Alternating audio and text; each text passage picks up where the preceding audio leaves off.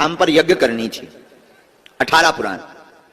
उस वक्त समुदाय भी उतना ज्यादा नहीं आता था भक्तों का, बहुत कम समुदाय, यही कोई 500-1000 भक्त आते थे, आसपास के गांव के लोग अर्जी पेशी करने।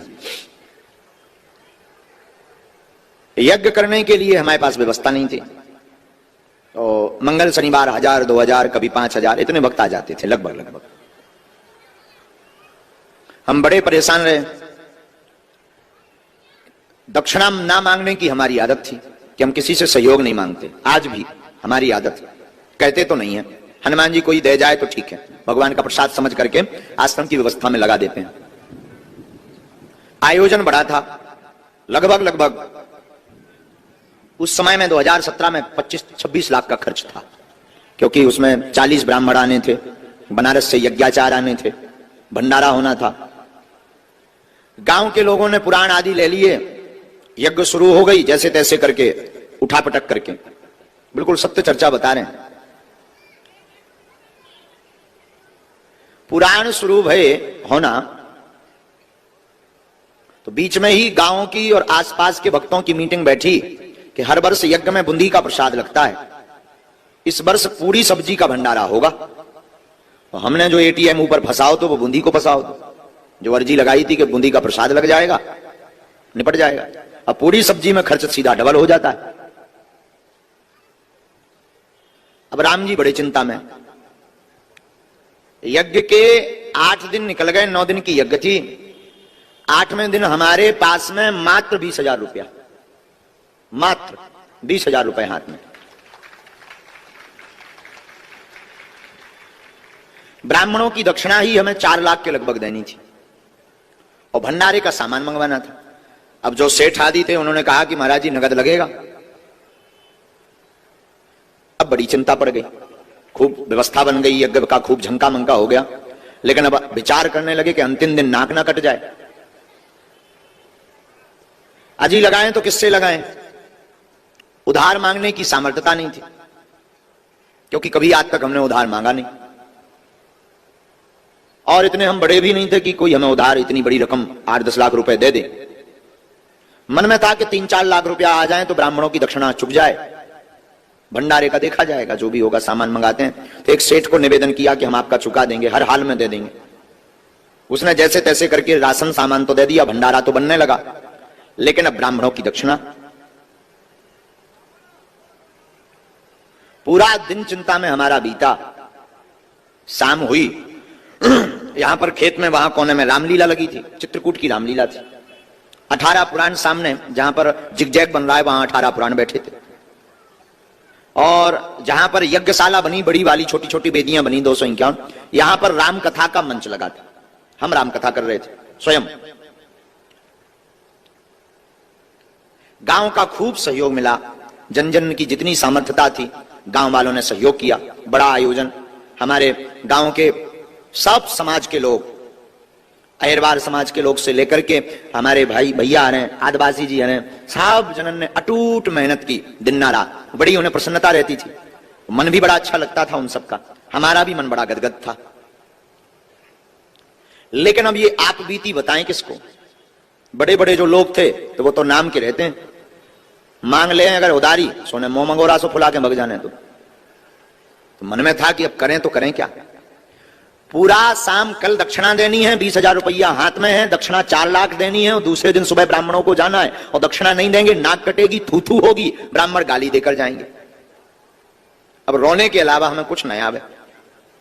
विचित्र बात यह कि पर्चा और पेन कागज उठाएं सो अर्जी ना लगे, कम से कम अर्जी लग जाए तो जी बता दें भाई साहब के होने का है, पैसा की व्यवस्था होने के नहीं होने, तो पहले ही हाथ पांव पकड़ लिये बामनन के हमारी नाक बचाओ, सो अर्जी ना लगे। सबकी अर्जी धड़ाधड़ लगे, हमारी स्वीकार ही ना हो। अब और बड़ी टेंशन हो गई कि कम से कम ऐसे संकट के समय पे तो बोलो, तुम दूषण के बारे में लिखवा रहे, हमारे बारे में तो लिखवाओ कि काल का होने, नाक कटने हैं कि बचने। सो भाई साहब मौन एकदम, कीप क्वाइट। अब बड़ी हैरानी, भाई साहब मतलब श्री हनुमान जी मौज की बात बोल रहे हैं। शाम हो गई, रामलीला चलती थी, चित्रकूट की रामलीला आई थी। रात के समय पूरा गांव आसपास के लोग देखने आते थे, बीच बीच में पुलिस भी कभी आती थी। लगभग 1-1:30 बजे जब रामलीला से लोग दर्शन करके चले गए, गर्मियों का दिन, मटकों में पानी भरा रहता था, हमें तो भोजन ना भय, एक रोटी का निवाला नहीं गया भीतर।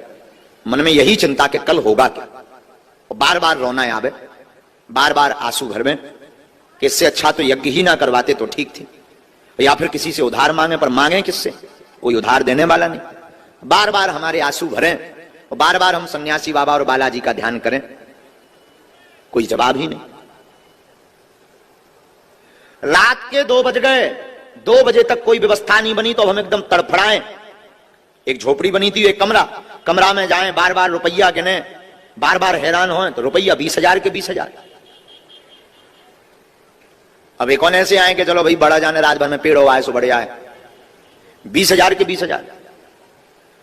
रात के 2 बज गए तो कोने में हर जो नीम के पेड़ लगे हैं, अभी भी मंदिर में लगे हैं, मंदिर के नीचे में जो नीम के पेड़ लगे, इन पेड़न के नीचे जो है पानी के मटका भरे थे, पानी के मटका। मारे आवेश के हमें अंदर ही अंदर गुस्सा भी चढ़ी, रोबो भी आ रहा हो, मन ही मन के अब कीपे रुपया मांगिए, इतने रुपया एक रात में को दे दे, 4-5 लाख रुपया चाहिए।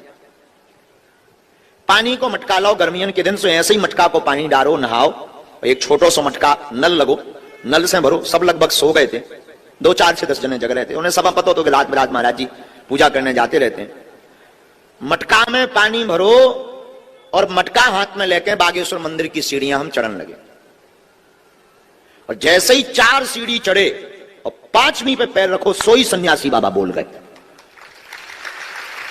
और मंदिर से गर्जना के साथ आवाज आई कि चिंता मत कर, सुबह तोरी व्यवस्था हो जाए यज्ञ की, जा। आंखों से झरझर हमारे आंसू बह गए और शरीर कप गए एकदम से। और हमने पूछा कौन? गुरुजी। तो बोले हूं की आवाज आई, ऐसी आवाज के साथ गर्जना की, शरीर के रोंगटे खड़े हो गए। हम जब मटका लेके गए और हमने जब जल चढ़ाया विश्व भोले बाबा बागेश्वर महादेव को, बालाजी को, और वहीं पर वो जो है लेकर चमीटा, और सुंदर मुख कमल सा चेहरा, लाल एकदम चेहरा, कोई बड़ी जटाएं नहीं, सुंदर मुख, बिना बालों वाला चेहरा, बड़ी बड़ी जे मोटी खड़ाऊं, यहां से पीला गमछा पहने और यज्ञोपवीत जो है मोटा सा पहने, और हाथ में चमीटा लेकर के, हाथ पकड़े, बाल ऐसे पकड़ के हिला दे, बोले जा कल व्यवस्था हो जाए। लगभग 20 मिनट तक हमें ध्यान ही नहीं रहा कि हम कहां हैं, निर्भूल हो गए, शरीर सुस्त हो गए। और शंकर जी की जो दालान अभी बनी है, उसी दालान में हम गिर पड़े। 20 मिनट बाद जब होश आया तो शरीर पूरा गीला था, असुआ भरे थे, आंखें लाल हती। तब बाद में समझ में आया कि कुछ लीला हो गई। बालाजी को, शंकर जी को प्रणाम किया, सन्यासी बाबा के स्थान पर गए तो दंडवत प्रणाम किया और खूब नचे, दिल खोल के हम 5 मिनट नचे अकेले में, और ऐसे कूद कूद के नचे, आज तो जय जय हो गई, आज तो तुम्हारे भी दर्शन हो गए। कूद कूद के हम बहुत 5 मिनट तक नचे, और चिल्ला के हम फिर बोल पड़े कि आज हम राजा बन गए, आज हमें गुरुजी के दर्शन हो गए, और मन एकदम गदगद हो गया। बस मुस्कुराते हुए नीचे उतरे। 1-1.5 घंटा तो नींद ही नहीं आई। वो छवि बार बार, वो मुख, सुंदर सा मुख, एकदम लाल श्वेत, बढ़िया, बिना दाढ़ी का चेहरा, वो सुंदर कमल सा चेहरा, वो मोटी खड़ाऊ, इतनी ऊंची खड़ाऊ, और यहां से पहने वो गमछा, और मोटा यज्ञोपवीत, और 8-9 फीट का लंबा चमीटा हाथ में, और बड़ी बड़ी आंखें, और मुस्कुरा करके भौएं वो टेढ़ी जब हमने देखी, अद्भुत, शरीर में रोमांच। 1.5 घंटे तक निर्भूलता रही शरीर में। 4, 4:30 बजे हमारी नींद लगी, सो गए। सुबह 9:30 बजे हम सोकर उठे। तो जो पीपल का पेड़ है अभी भी दरबार हॉल के सामने, उस पेड़ के नीचे जो यज्ञ में उसमें रहे हैं, कोई गांव का बेटा क्या उस यज्ञ में रहा है? कोई उस यज्ञ में दर्शन किए? कौन है? आपने दर्शन किए? हाँ जी, पीपल के पेड़ के नीचे हमारी बैठक थी। उस वक्त एक सोफा डला रहता था, वहीं पूरे यजमान और सब ब्राह्मणों को, हाँ ये कक्का तो है, तुम भी कक्का रहे ना पीपल के पेड़ के नीचे जब हम बैठत रहे। ये दाऊ साहब हैं, इन्हें भी पता है, इन्होंने भी पीपल के पेड़ के नीचे हमारा सोफा डला रहता था, वहीं सब मिलने आते थे। तो एक घटना घटी। अब देखना, जब इतनी गाड़ियां दूर नहीं रोकी जाती थी, बोलेरो गाड़ी ये बरगद के पेड़ के नीचे आ जाती थी, कारें लोगों की, बहुत कम कारें आती थी, वाहन बहुत कम, लेकिन यज्ञ थी तो बहुत दूर रोकना पड़ता था। तो एक नई बोलेरो गाड़ी आई, उसमें से व्हाइट शर्ट पहने और ब्लैक पैंट पहने एक व्यक्ति उतरा। तो हम तो बैठे थे, 11:30 बजे नहा धोकर पूजा पाठ करके, आज तो हम खुश थे, गुरुजी के दर्शन एक तो रात के, अब बता तो कोई सकत नहीं है। कि रात के का होगा। रात को एक तो दिव्य दर्शन भय, ऊपर से उन्होंने जे कहा कि नो प्रॉब्लम, चिंता नहीं करना है, तो और मन में उल्लास। अब ये चिंता नहीं थी, अब ये था कि अब गुरुजी करें का, अब ये था कि पैसा कहां से आओ, जो देखो को लेके आओ। अब जा भर मन में हर्ष तो और कोई टेंशन ही नहीं। तो 11:30 बजे हम आके पीपल के पेड़ के नीचे बैठे, गांव के सब लोग आए, ये गांव के, आ जाओ अंदर, आ जाओ, आ जाओ, आ जाओ। ये देखो ये कक्का, हम आपको मतलब ऐसी कोई बात नहीं, यथार्थ बात से आपको अवगत करा रहे हैं। हाँ, ये हमारे गांव के ही है। ये दोनों, आप यजमान भी रहे, कायदा हुई यजमान, उसमें पुराण में यजमान रहेगा तुम, आ जाने, आ जाने। ये उसमें आप भी आ जाओ कक्का, आ जाओ कक्का। पूरे गांव के लोग जो है यजमान बने थे, 18 पुराण बैठे थे, 18 पुराण। आपको पुराण हतो कहूं मैं, 18 पुराण में हतो ना, एक तुमाव भी पुराण हतो, हमें ध्यान है। जय हो। पहली वाली यज्ञ में 18 पुराण में हाँ रहे। और आपकी समाज को भी एक, आदिवासी समाज को एक पुराण हतो, 18 पुराण, 2-3 हते। ओ बैठो। पीपल के पेड़ के नीचे पहली बार वे टेंट लगे थे, हल्के हल्के, उतई से पूरी मड़ियां बनी थी। तो हम पीपल के पेड़ के नीचे बैठे, एक बोलेरो गाड़ी आई, उसमें एक व्हाइट शर्ट और ब्लैक पैंट पहने एक सज्जन उतरे। तो 400-500 लोग ऐसे सामने बैठे थे। हम सोफा, एक छोटा सा टेंट का सोफा था, उसमें हमारी आसन लगी थी। हम आके बैठ गए नहा धोकर, सबको हमने प्रणाम किया। और एक नेपाली बाबा हते, नेपाली बाबा, एक महात्मा जी, नेपाल वाले महात्मा जी, बड़ी जटा वाले, ऊपर डेरा जमाए थे, धूना जमाए थे, ध्यान है ना। एक नेपाली बाबा जो है, जो धूना जमाए थे, उन महात्मा जी को हमने प्रणाम किया। तो 400-500 लोग ऐसे बैठे थे, सबसे हम मिल रहे थे, सब अपनी अपनी बात बता रहे थे। वो जो सज्जन व्हाइट शर्ट और ब्लैक पैंट पहने आए थे, एकदम अच्छे कपड़े, बहुत सुंदर से कपड़े, वो आके बैठ गए। हमने पूछा कि बताओ भाई कहां से आए हैं, तो उन्होंने बताया कि हम झांसी से आए हैं। हमने कहा वाह। उन्होंने हमें बताया कि हम जो है झांसी से आए हैं, और झांसी से आकर के दर्शन करने आए हैं। हमने कहा बहुत बढ़िया, विराजो। हमने कहा प्रसाद पाया आपने? बोले अभी नहीं, हम बाद में पाएंगे। एक बैग वो काला लाए, बोले ये गुरुजी हमारे, आपने कृपा कर दी, हमारा भाई जेल में था और आपकी कृपा से जेल से निकल गया, 3 साल पहले अर्जी लगाई थी। अभी बात सुनना, हमें लगा कि हम ऐसे ही आशीर्वाद बांटत रही दिन भर।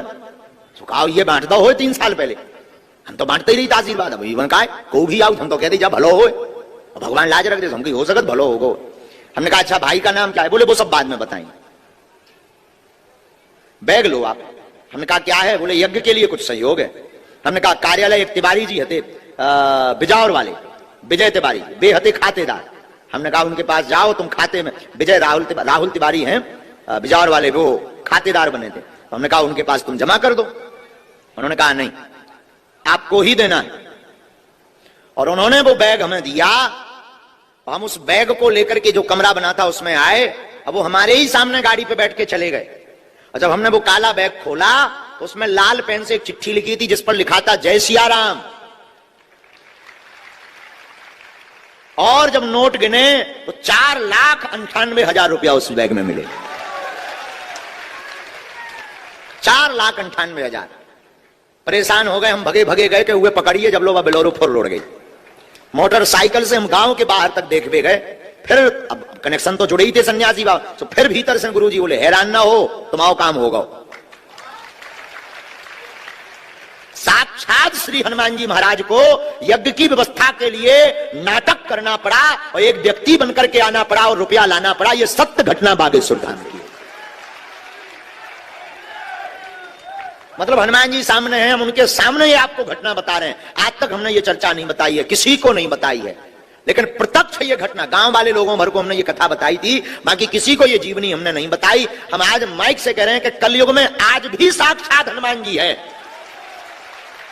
आज भी हमने प्रत्यक्ष अनुभव किया वो दिन है कि आज का दिन है, उस दिन के बाद कभी हमने पीछे मुड़ के नहीं देखा, ना ये देखा कि खर्च कहां से आएगा, रुपया कहां से आएगा, ये यज्ञ कैसे होगी। इसके बाद में बुंदेलखंड का महाकुंभ हुआ, इसमें 6 करोड़ खर्च हुए और 1 रुपया की अपेक्षा नहीं रखी और हनुमान जी ने व्यवस्था की।